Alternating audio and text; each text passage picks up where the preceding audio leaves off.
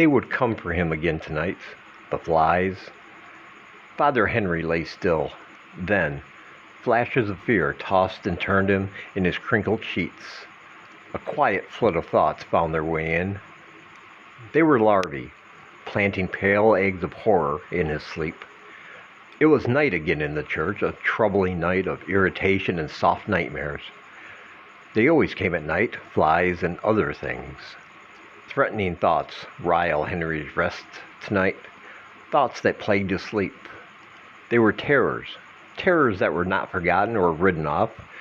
They teased Henry's faith, roots of fear knotting and threading together to form a fouler thought.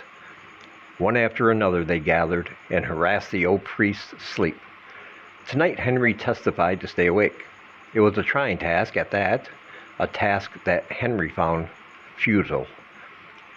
The night was bottle green. After that it turned gray.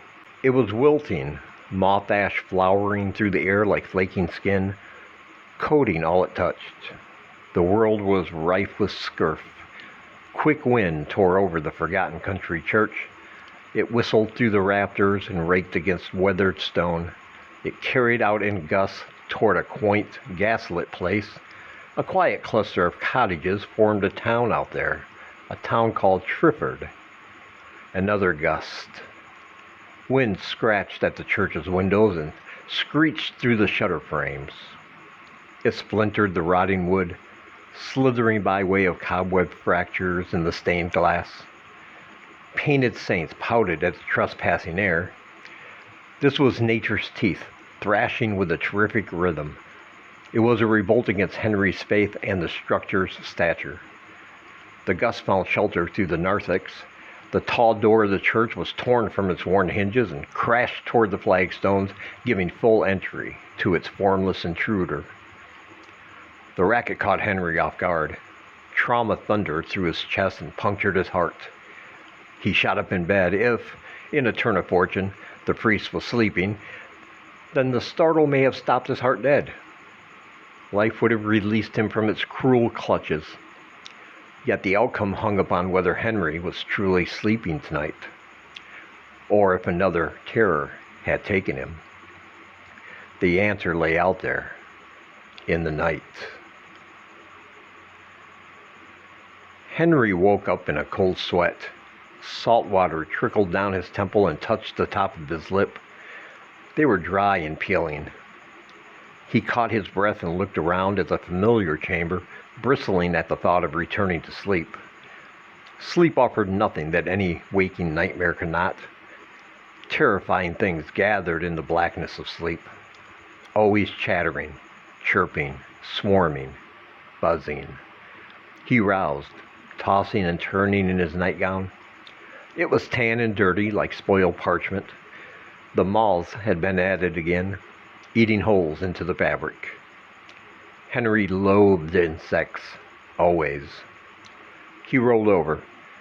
The bed frame creaked, and the feather-stuffed pillows breathed. With a light flick and stroke of flame, he lit a candle. Then he lit another, and another, and another. 4 candles stood tall in their holder. The candelabra flickered in front of him, wicks waltzing and crackling together.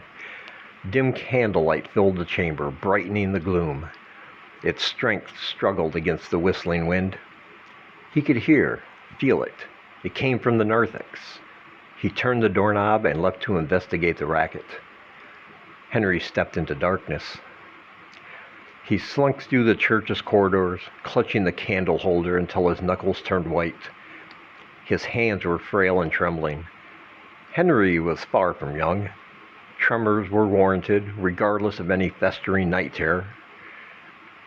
A jitter rattled at his left, around the corner. It was only faint, but he heard it. Henry turned with fright, brandishing the candles out in front of him to brighten the way. Nothing. There was nothing there. Of course, there was rarely anything in the church. The church welcomed few guests, but for a host of insects and mice, a rat or 3. One thing was for certain. Henry was alone in the church tonight, the way it had been for many years. The church was ancient and crumbling. It kept hidden secrets, memories, nightmares. It knew things Henry did not. It invited things in. The light of the candle wicks faltered, though they still lit the church's labyrinthine turns, true enough to see. Not that Henry required it. He had committed every step and turn to his fading memory. The layout occupied a spot fought for by fond childhood memories and lost feelings. Henry lifted the candelabra to his forehead and looked up into the rafters. Tracery ran across the stonework like fanciful netting. Henry was up there too, as a shadow. The candles cast his silhouette as a tall, lithe thing across the narthex walls. White cobwebs and stone dust choked them. Henry watched his shadow stalk through the church with a familiar gait until it fell out of sight. He rationed the light, covering the wicks with weedy fingers. If the darkness stuffed out too many, it would consume him. At the far-off end of the narthex, Henry noticed the fallen door. He approached it, feet bare to cold flagstones. The chill stung him. The night crawled through the gap, intruding. It fed off the gloom, growing stronger and more confident. The night itself was flooding. Black tears wept from the Gothic steeple. It brought with it a patient darkness, one that was watching Henry, one that was waiting for him. It waited for the old priest to shuffle into its cloak like a silken spider capturing its prey.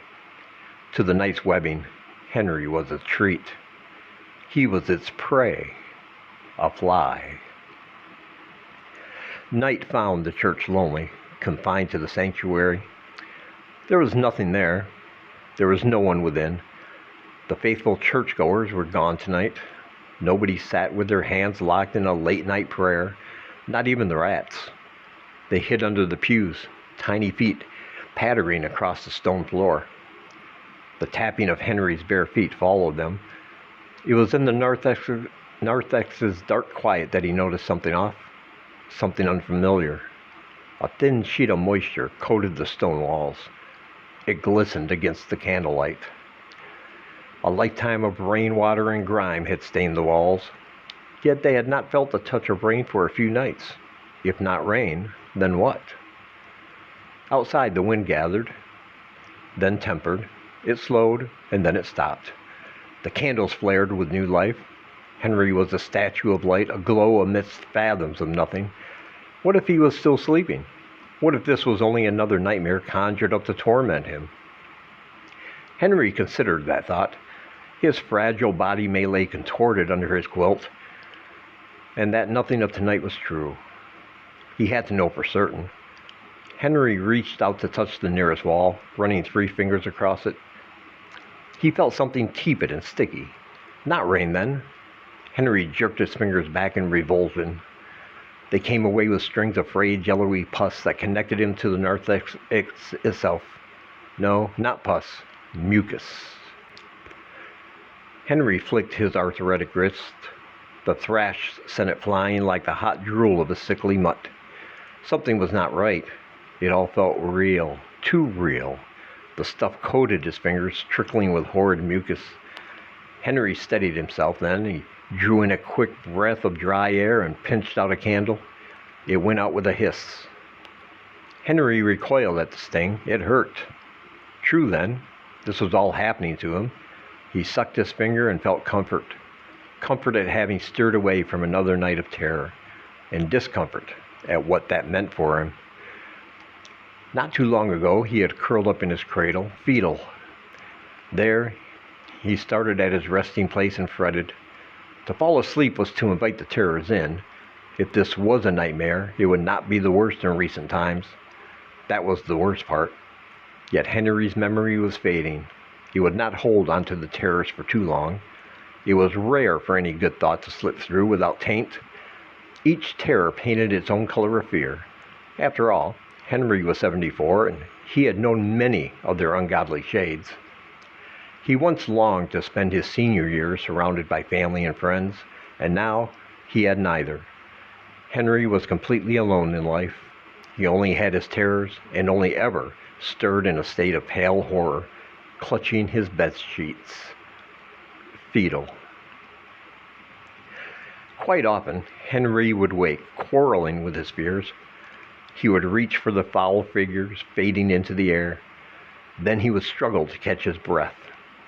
Boiling with damp fever and illness, it often racked him. Only after an hour of prayer would these things go away. Yet some symptoms always persisted. The horrible insect choir, chattering, chirping, clicking, buzzing. Henry carried the noises everywhere with him like a terminal tinnitus. It was quiet, but it was always there if he listened to it, always on the verge of his hearing. A thick knot of fat, chanting grubs planted the noises in his ear, and when he laid his head to rest, he heard them. Years. It had been years since Henry's last pleasant rest. These nights he was grateful for 3 or 4 hours of uninterrupted sleep, but it was not getting any better. It was not healing. To his knowledge, there was no cure for it. Now, Henry was waiting for an end to come. That was his grim truth, his final acceptance. Tonight, the taste of nightmare still lingered on his tongue and coated his teeth. The weather was purring over the olive valley outside. It had once been a marsh, but had since dried up. Henry stepped through the open doorway. He crossed over the gray flagstones and out into the gray night. Ash garnished the grass out there. The valley was the color of an unsuccessful harvest. Henry looked up and noticed a large black cloud that promised rain. It tumbled toward the church and Trifford. That was a foul portent if he ever knew of one. A lifetime of studying omens had taught Henry how to spot them, and that was the blackest of them all. What darkness awaited him, he could only imagine. Henry strolled through the church cloister, out into the garden. It was a garden surrounded by stone walls. The same yellowish mucus coated the walls out there as in the narthex. Yet the garden soaked it up and drank it in. The vegetation seemed to swell with unnatural life. Henry should have turned away, he knew that, to return to his quarters and snatch away what sleep remained for him. But there was a black curiosity that whispered to him to continue. Something was on his shoulder, whispering in his ear, buzzing. Henry massaged his brow, his expression troubled. This was foolish. He could muster the strength to reattach the door to its hinges. Yes, that was it. Henry could shut himself away. As he pondered, a new darkness descended from above. The clouds, for what else could they be, drew closer with uncharacteristic haste. They were swift and fuzzy. Henry had come to expect slowness from them. He had watched them drift by on green afternoons for years. Then Henry found himself strolling further through the garden. The earth resembled a tortoise's shell in color, all green, olive, and riddled with rough patches. Brown flowers blossomed throughout the brush. The late change in seasons seemed to have forgotten about them. A hidden breeze haunted their petals. They crumpled beneath Henry's bare feet. No slippers. His feet were as frozen and pale as the moon. Topiary figures littered the garden. Some were shorter, some were taller. They were all pruned from thorny hedges into the shapes of men and young boys. They stood around the cloister like wardens. Nearly naked trees curled their branches towards Henry in threat. Their ancient roots felt far down and cradled corpses in their gentle repose. Corpses that were listening from below. A sudden gust knifed at Henry out of nowhere. He recoiled at its cut. The strokes came cutting again and again from one angle or another.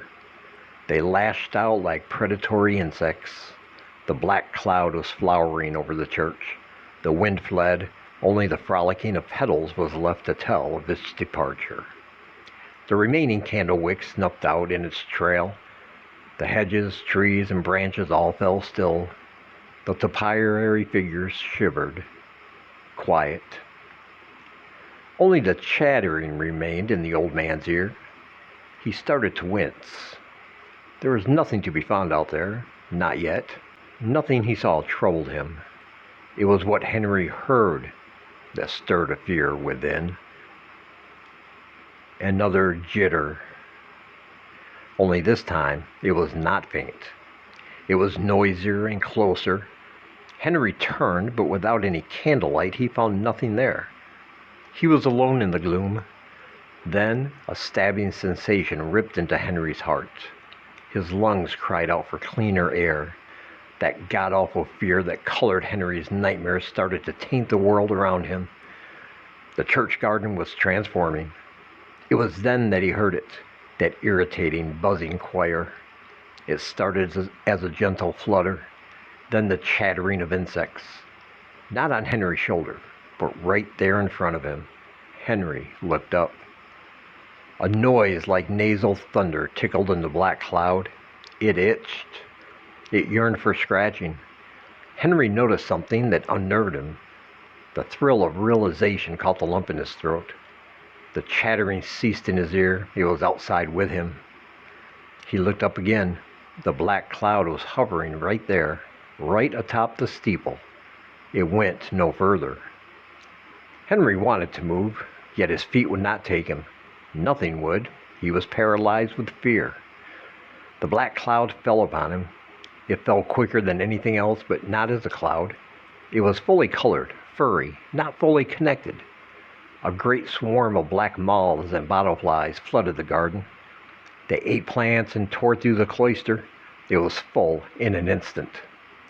Gorging gossamer wings, clicking mandibles, and fractious compound eyes.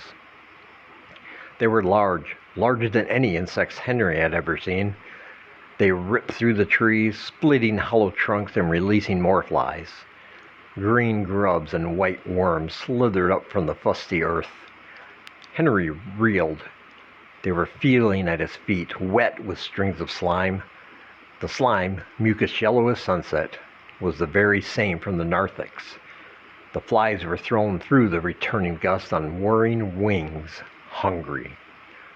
There were thousands of them. All of them were dark jade with yellow mouths. They had emerald eyes that caught and trapped light tents filled with black mirrors.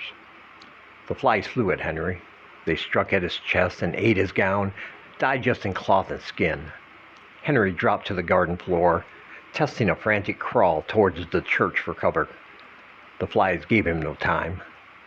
They were entering him. All the while, they vomited up spouts of flaxen mucus. It burned fabric and singed wrinkled skin. The reek of unclean flesh filled the air. Henry cried out in anguish. Tears streamed across his sunken cheeks. The cloud took to his open mouth, ripe for entry. They fluttered in on soft wings in their thousands, scuttling across his dry tongue, crawling down the back of his throat to nest and lay eggs in his gullet. Henry curled over in torment, coughing, choking, trying to throw them up. He could not. It was too late. The flies were within him. Henry felt the swarm in his stomach.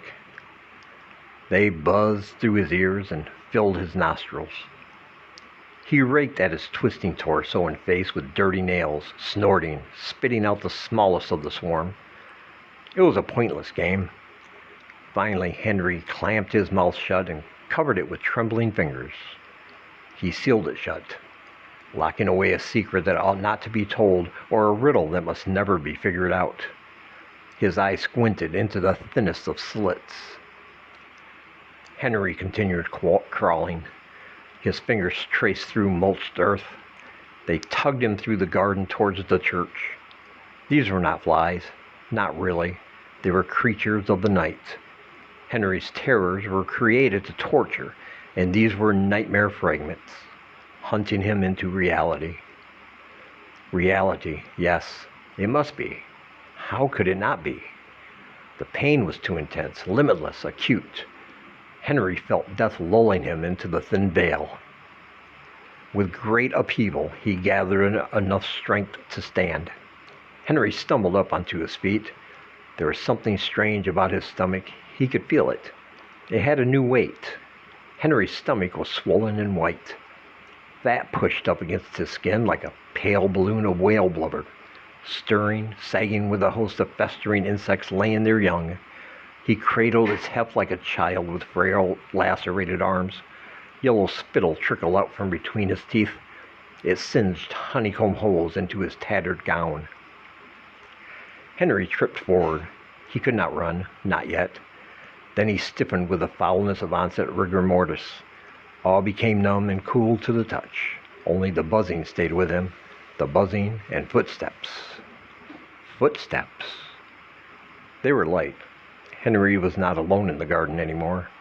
A cloaked figure shifted through the cloister, unflustered by the swarm of flies. It was only a silhouette, nothing more, nothing less. Henry wanted to call out for help. He tried to yell, but there was nothing he could say. Words left Henry's mouth as a thick golden syrup mingled with the grub juice and soft eggshells. His teeth were melting into his gums. Henry crashed through the garden walls and into the cloister. It was knotted with thorns and bursting white bramble. They cut his face and palms open, pricking free streams of hot blood. He could still hear the light footsteps following him. When Henry freed himself and turned around, the figure was gone. It had vanished into the swarm of black moths and flies. He kept running. Yes, running now, strength returning. The path rose and fell with tripping hazards and root weeds, snatching at Henry's feeble ankles. He wanted to fall and scream. Fear gripped his chest and nausea churned his stomach, silencing him. Fear carved out Henry's soul and sat in his heart. It was not over. The cloud of flies continued hurling themselves toward the old man. They were relentless. Henry turned to watch for a moment. The garden was gone. The trees were bare and split and eaten away. The trimmed topiaries were turning to white ash. They were wilting. The ground was dead and tough. The garden had become a graveyard. It was a sight of waste and ruin. The flies had left nothing alive. Their hunger was nearly satisfied. Henry crashed into one of the stone turrets. At first, the jolt stunned him. He felt his collar crumple and his stomach's egg sac sway like pigskin filled with water. The effort to continue was painful. Henry wanted to fall. He wanted this all to stop. He wanted to let the cloud take him, to offer himself up to the flies in sacrifice, to accept the suffering. The intruders went as they came. With great relief, Henry flung himself at the church's front face. Then he fell through inside. The narthex stretched out before him, the only light spilt from the tall glass mosaic at the end of the church. It was frowning. No rain, only spittle. Tears of mucus trickled from the corner of the eyes and split across the face. The saint wept for Henry. She suffered him not to live. This was their final farewell to one another, the saints. The only woman in his life, gone. Henry stood, a slow and tiring action. The cloud of flies was growing larger, louder, stronger. It was following him in. With all the strength he could muster, Henry reached for the fallen church door. It was already far too late. A string of hot mucus squirted out of nowhere, melting into his chest. Henry retreated, this time allowing for a wail of cold anguish. The flies took their opportunity. A cluster of them squirmed through his teeth and down his throat. Henry was gagging, coughing, and vomiting it up all he could. They caught in his gullet, crawling around him, mating, replenishing. A nightmare. This must have been a nightmare, a new facet of terror. The weather's wrath had ceased outdoors, and it had gone quiet. Too quiet. The cloud came no closer. The flies were chattering. They crawled through the cloister and across the walls, up into the gloomy rafters. They gave no thought to Henry, retching on the stone floor. Then there was another tickle. It came from his fat stomach. Henry lifted his tattered gown to stare and inspect. What he saw grieved him. The writhing hurt ripped through his stomach in an instant. He had no time to process what was happening to him. The tendons of Henry's stomach tore loose like stretched leather. His torso began to squirt juices as if it were a pustule put under pressure of a fingernail. The flies were chattering, clicking and chirping all above and around him. Henry could hear the footsteps again. They were the same light ones as before in the dead garden. Then thousands of young larvae started working out from their burrows in his organs, each one moaning, singing, and hissing to fill the church like a children's choir. The last thing Henry saw was the cloud of flies. They were fidgeting as they gathered together. They formed a shape. It was the shape of a tall man. His outline and contour were indistinct with gossamer wings. A pair of lime eyes lay in the nest of the forming skull. The fly figure paced through the narthex. His footsteps were feather soft and careful. A lithe set of fingers reached out towards Henry. Not just fingers, tendrils, dripping with filth. With what little breath he had left, Henry cried out for forgiveness. Black. Then candlelight. He shot to his quarters. He shivered and boiled between his wet sheets. Father Henry was clutching his covers tight, curled up in fetal position. The figure was gone. The cloud was gone. A lone fly tapped against the window.